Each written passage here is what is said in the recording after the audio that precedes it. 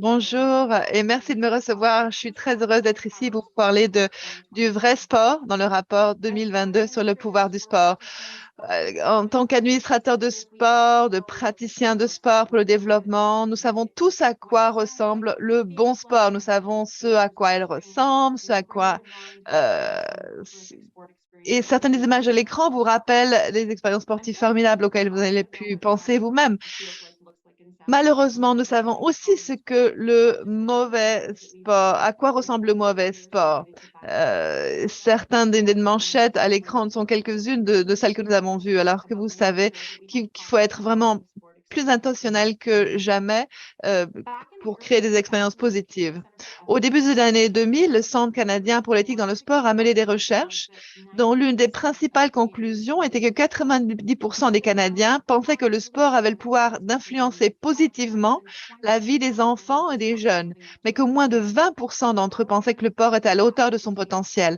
Alors, comment allons-nous combler l'écart entre le sport que nous avons et le sport que nous voulons?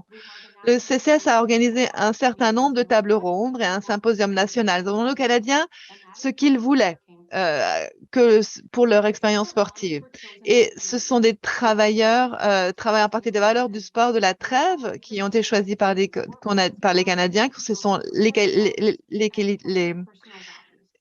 bien sûr, on a aussi toutes les valeurs, c'est ce qui sous-tend nos comportements. Donc, chez Sport Pur, nous avons pris les valeurs exprimées par les Canadiens, nous les avons articulées en un ensemble de 7 principes de sport pur. Et j'espère que la plupart d'entre vous connaissent ces principes. Ces principes sont applicables à tous les sports, à tous les niveaux. Ils s'appliquent aux loisirs, à l'école, à la maison. Et au fil des ans, de très nombreuses personnes nous ont dit que ces principes devaient être appliqués. Nous croyons donc que lorsqu'on nous avons ces 7 principes dans le bon équilibre et la bonne proportion dans votre expérience sportive, vous tirerez les bénéfices du bon sport, qui sont articulés comme l'opportunité d'inclure la prudence à nos enfants, de renforcer nos communautés et d'augmenter nos opportunités d'excellence. Créer une culture du sport sain permettra d'offrir des expériences positives, augmenteront la participation, d'attirer plus de gens vers le sport, de maintenir des gens dans le sport et d'améliorer le taux de rétention. Et bien sûr, davantage de personnes seront en mesure de profiter des avantages du sport sain. Je pense qu'en tant que praticiens du sport, nous devons nous considérer comme ayant pour mission de créer de très bonnes personnes et pas seulement de très grands athlètes. Bien sûr, à travers tous ces processus et d'inculquer le caractère, de créer de bonnes communautés. Bien sûr, nous trouverons de grands athlètes, nous trouverons des personnes qui resteront dans le sport pendant une très grande période et atteindront l'excellence sur le podium, mais nous allons aussi créer beaucoup de citoyens vraiment formidables et beaucoup de communautés vraiment fortes. Je pense que le travail que nous faisons tous, la raison pour laquelle nous sommes ici aujourd'hui, c'est parce que nous croyons vraiment que tout cela n'est pas possible. Cependant, il y a un certain nombre de personnes qui ont également besoin de preuves, de données, d'informations pour étayer ces affirmations. Ainsi, en tant que leader de réseau dans le domaine du sport Espace Valeur, le CCS a entrepris une initiative de recherche en 2022 appelée le Power of Sport, le pouvoir du sport, le rapport Vrai Sport. Ce rapport est en fait un suivi du rapport original qui a été réalisé en 2008, qui s'intitulait What Sport Can Do, ce que le sport peut faire. Et ce rapport 2022 a été élaboré par l'Alliance EA et est financé par Sport Canada. Donc, ce rapport, il est divisé en sections. Et l'idée du rapport était de créer, de fournir des preuves concrètes, des types de meilleurs ajustements qui peuvent être réalisés avec une approche du sport basée sur les valeurs. L'idée, ainsi comme ces règles fondamentales du sport, pouvaient être fournies. Euh, le rapport a été divisé en 6 sections. Développement de l'enfance et de la jeunesse, prévention de la criminalité, éducation, inclusion sociale, durabilité économique et environnementale. Quand le rapport a été republié en 2022, toutes ces sections ont été mises à jour et de nouvelles sections ont été ajoutées pour s'assurer que le rapport était très contemporain, dont les enfants handicapés, les LGBTQ, plus l'inclusion, l'expérience des peuples racialisés et autochtones et le changement climatique. Le rapport comprend donc maintenant toutes ces différentes sections que j'appelle des chapitres ou des sections d'une compilation des recherches existantes, toutes réunies dans un seul rapport. Donc, ce rapport sert vraiment une opportunité pour nous de reconnaître l'énorme potentiel du sport dans la communauté, au-delà des bénéfices évidents pour la santé et le bien-être. Pour beaucoup de gens, en dehors du sport, ils pensent au sport, ils pensent à la santé, ils pensent au bien-être, ils ne pensent pas nécessairement à la prévention du crime, à l'impact économique, à l'inclusion des nouveaux arrivants au Canada, des choses comme ça. Et donc, très important que ce rapport mette en avant ce que le sport peut faire pour les communautés. Il est également conçu pour inspirer une approche de la culture sportive fondée sur des valeurs qui maximisera le pouvoir, le potentiel du sport. Nous savons que ce n'est pas n'importe quel type de sport qui apportera ce bien social. Il doit s'agir d'un sport sain, d'un sport fondé sur des valeurs. Nous avons également voulu fournir des preuves de recherche pour montrer que le sport est un bien public précieux dans le cadre du sport, mais aussi en tant qu'outil de développement social. Le rapport s'applique à tous les niveaux de gouvernement. Il utilise pour les personnes qui travaillent dans le domaine de l'éducation, ainsi que pour les organisations communautaires. Il contient des informations pertinentes pour les chefs d'entreprise, les organisations de sport pour le développement, pour les décideurs. Il y a donc quelque chose dans ce rapport pour tout le monde. Étant donné le temps dont nous disposons ce matin, je ne vais pas aborder toutes les recherches. Je sais que cette diapositive contient une tonne de choses, mais c'est juste pour attirer votre attention et vous montrer qu'il y a une foule d'informations et il y a vraiment quelque chose pour tout le monde. Il y a quelque chose qui, je pense, s'appliquera probablement à ce que vous essayez de faire. Et je vous encourage donc à explorer le rapport, à explorer les différentes sections et à voir quelles preuves de recherche sont les plus significatives pour le travail que vous entreprenez. Ceci dit, je voulais vous faire part de quelques-unes des principales conclusions. Je pense qu'aucun de ces résultats n'est très surprenant. La première, c'est que les adultes jouent un rôle important dans la qualité de l'expérience sportive. Les enfants et les jeunes sont pratiquement unanimes pour dire que les parents, les entraîneurs, les mentors, les enseignants, les formateurs officiels, quel que soit le rôle de l'adulte, ont un impact significatif sur le fait que l'enfant apprécie l'expérience sportive ou que celle-ci soit moins positive pour lui. Je pense donc qu'il faut donc vraiment être très attentif, à être intentionnel et à assumer ce rôle lorsque nous nous efforçons d'inculquer du caractère aux enfants qui viennent faire du sport. Nous savons également que des recherches supplémentaires sont nécessaires. Je pense que pour vous, c'est probablement une évidence. Mais nous avons vraiment besoin d'en savoir un peu plus sur l'expérience des personnes ayant des identités croisées, comme nous devons comprendre quels sont les obstacles à l'inclusion afin que les praticiens du sport puissent y remédier. L'une des constatations les plus troublantes pour moi, c'est que de nombreux Canadiens restent exclus du sport communautaire. Ils ont toujours du mal à accéder au sport communautaire et que s'ils y participent, ils risquent d'abandonner. À titre d'exemple, une fille sur 3 contre un garçon sur 10 abandonnera le sport au cours de son adolescence. Si les gens ne font pas l'expérience du sport, ils ne peuvent pas, vous savez, réaliser et tirer tous les bénéfices que nous savons que le sport peut offrir. Et évidemment, le dernier que nous connaissons tous trop bien ici, c'est que la pandémie a mis en évidence l'inégalité sociale. Nous avons donc pu constater à travers la pandémie, l'importance du sport dans le tissu social de notre pays. Nous avons également pu constater qu'il existe un fossé plus large entre ceux qui sont les plus touchés par l'absence d'expérience sportive. Nous avons donc eu la possibilité de mieux reconstruire. Et je pense que nous avons vu que le sport est de retour. Les gens sont sur le terrain de jeu et les gens font les choses différemment. Nous sommes également de plus en plus conscients de la nécessité d'une approche du sport basée sur des valeurs. Ainsi, certaines des choses dont j'ai parlé au début, vous avez certaines des histoires négatives dans le sport. Ça nous a vraiment donné l'occasion de nous concentrer sur une culture positive, une culture qui favorisera l'équité, la sécurité et l'accessibilité, qui sera inclusive. Et je pense que donc c'est une énorme opportunité. Je pense que nous sommes sur la bonne voie. Beaucoup d'entre nous pour créer ces expériences sportives qui, nous le savons, apporteront le plus de bénéfices aux Canadiens. Alors, que pouvons-nous faire? Nous pouvons utiliser les données qui sont dans le rapport. Euh, pour ceux qui sont des chercheurs, je vous invite à combler les lacunes. Je sais que nous savons qu'il y a des lacunes dans la recherche, et plus on peut en combler, mieux c'est. Et puis aussi la possibilité d'utiliser le sport comme un outil pour le bien social. Je vous invite vraiment à remplir les lacunes qui existent encore dans le rapport et dont nous sommes conscients. Il y a une opportunité pour nous tous d'utiliser ce rapport pour le bien social. il ne s'agit pas du sport pour le sport, mais c'est du sport pour le développement. Pas comme du sport. Il s'agit aussi du sport comme outil, c'est un élément très important. Et puis évidemment, je vous invite tous à activer le sport basé sur les valeurs, comme je le dis à maintes reprises. Le sport basé sur les valeurs est le sport qui va créer les opportunités que nous voulons pour nos enfants. Et donc, je partage cette diapo à la fin en revenant au début, CCS. Au CCS, nous utilisons le vrai sport comme notre approche du volume, le sport spatial. Il y a beaucoup d'autres approches du sport basées sur les valeurs. Il y a beaucoup de gens qui utilisent le sport pur comme approche. Si vous souhaitez en savoir plus sur les outils et les ressources, l'équipe de CCS est plus qu'heureuse de vous aider. Alors, contactez-nous, faites-nous signe. Nous serons heureux de partager des idées avec d'autres membres des sports authentiques et n'ayez pas peur. Et puis, sur la dernière diapo, je vous ai donné notre adresse. Vous pouvez trouver le rapport là-dessus. Et je vous invite vraiment à utiliser la recherche pour nous, le sport, intentionnellement. Et j'espère que dans 10 ans, lorsque nous referons le rapport, nous aurons moins de lacunes dans la recherche, nous aurons de meilleures conclusions, nous aurons une foule de Canadiens qui bénéficieront d'une expérience sportive d'excellente qualité.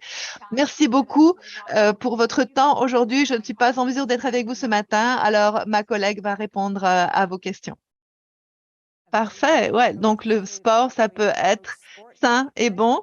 Et j'ai vraiment hâte de vous poser ces questions, Lise. Je pense que ça va être vraiment intéressant. Je suis un peu triste qu'on a eu que 10 minutes pour Carrie parce qu'on aurait pu parler de tellement plus de choses.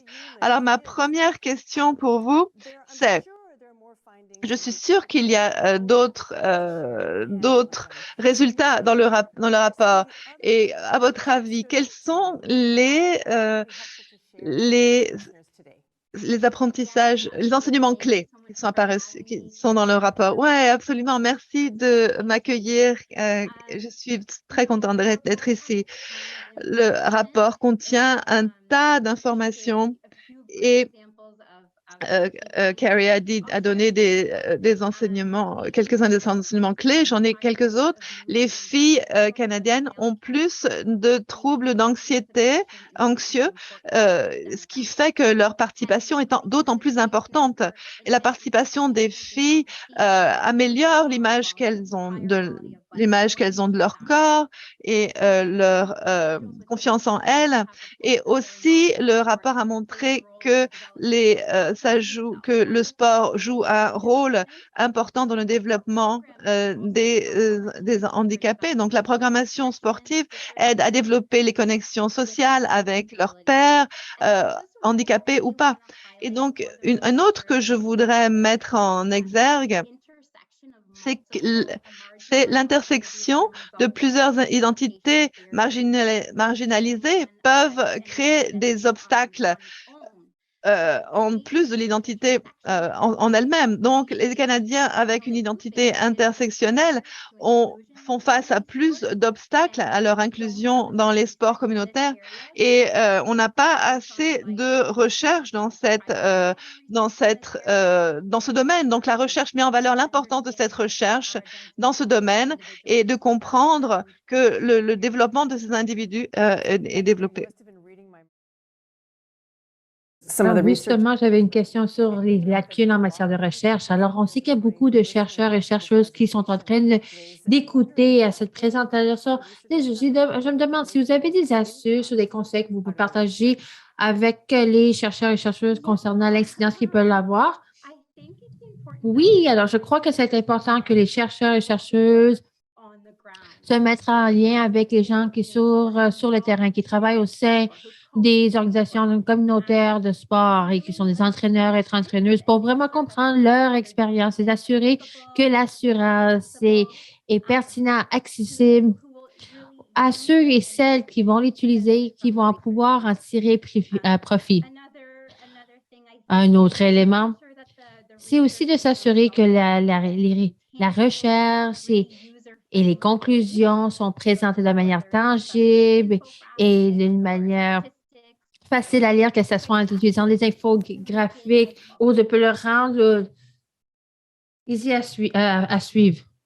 Beaucoup. Alors, qu'est-ce que vous êtes en train de dire? Si vous avez raison, il y a beaucoup de recherches disponibles et il y a plus qui peut être fait, mais aussi il faut s'assurer que ça soit utilisé par les intervenants communautaires, aussi les infographiques, le langage, des conclusions qui peuvent être convertir en action.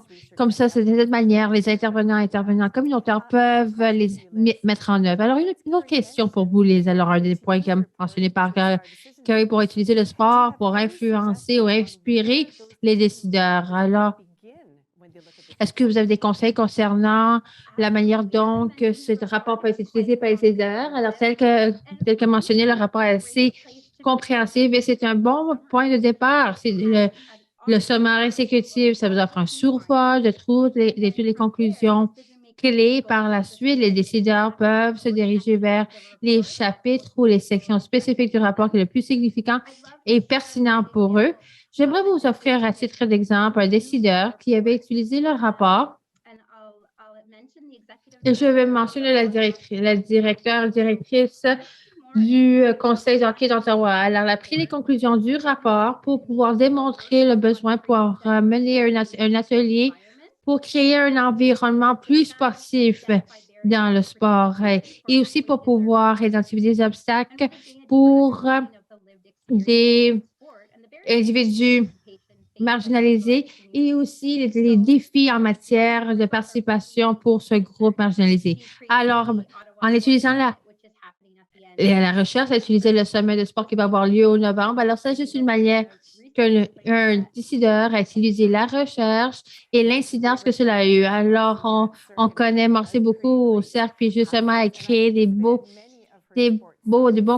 contenus et événements. Alors, j'ai participé beaucoup à plusieurs de ces semaines. Alors, je sais exactement qu'est-ce que vous pouvez référencer. J'ai une belle question qui a été posée à travers la fonctionnalité questions-réponses. Alors, merci beaucoup à tous et toutes qui sont en train d'envoyer vos questions en utilisant cette fonctionnalité. Alors, merci beaucoup d'avoir fait ce travail d'intégrer ces différents aires clés dans votre travail. Alors, j'ai une question sur les systèmes. Alors, le sport, c'est un système en soi-même. Alors, est-ce que vous croyez une place pour que d'autres systèmes d'éducation, les médias, pour pouvoir collaborer avec le secteur du sport? Alors, quel est votre espoir concernant cela? C'est une question assez chargée. Alors, j'apprécie la question. Alors, au CCS, on a toujours visé pour être collaborateur. Alors, on fait toujours un s'intégrer avec d'autres chercheurs et chercheuses et d'autres groupes communautaires. Alors, on va s'assurer qu'on approche comme axé sur la collaboration. On a cela, alors, absolument. Les écoles, les éducations, les communautés, on veut toujours s'assurer que les outils, les ressources qui sont en train d'être développés sont pertinents et accessibles. À tel mentionné par Carrie dans la présentation, on est toujours en train de viser pour la collaboration et de bâtir cette entraide. Et on veut s'assurer que la recherche tombe ou à la disposition de tous les Canadiens et Canadiennes. C'est toujours mieux de travailler ensemble, n'est-ce pas, Grace? Alors, j'ai une dernière question pour vous, Carrie. Liz. Alors, Carrie offre un aperçu des différentes ressources qui sont pour ceux qui ont des intéressent à des sports axés sur les valeurs. Si vous allez choisir un outil ou une ressource pour les organisations, quel serait-il? Alors, c'est une super bonne question. Alors, je vais simplement choisir un outil. Je pense que c'est l'infographique True Sport Lives Here. Alors, c'est pour les organisations. Alors, avec cette infographique, offre un aperçu des idées, des activités pour donner vie au sport qui sont axés sur les valeurs au sein de votre organisation. Peut-être je peux partager le lien dans la boîte de clavardage, alors tout le monde pourrait avoir accès à cette ressource en anglais et en français. Et la super bonne chose à propos de cet outil, nous avons aussi des infographies pour les entraîneurs, entraîneuses, les communautés, les arbitres, entre autres, comme ça, de telle manière, chaque membre peut voir comment ils peuvent mettre en œuvre des tactiques ou des initiatives axées sur les valeurs. Alors, c'est super de vous pouvoir partager vos ressources avec l'auditoire. Alors, c'est fait qu'on fait la traduction des connaissances pour répondre aux besoins de chaque public cible avec un langage qui résonne davantage avec chaque groupe. Alors, merci beaucoup d'avoir pris le temps aujourd'hui et de prendre la place de Carrie qui est en congé cette semaine. Alors, merci beaucoup à tous et à toutes pour ces questions. Alors, il va y avoir un lien qui va être disponible dans la boîte de clavardage à tous et toutes. Alors, j'espère que vous profitez de la journée. Merci beaucoup.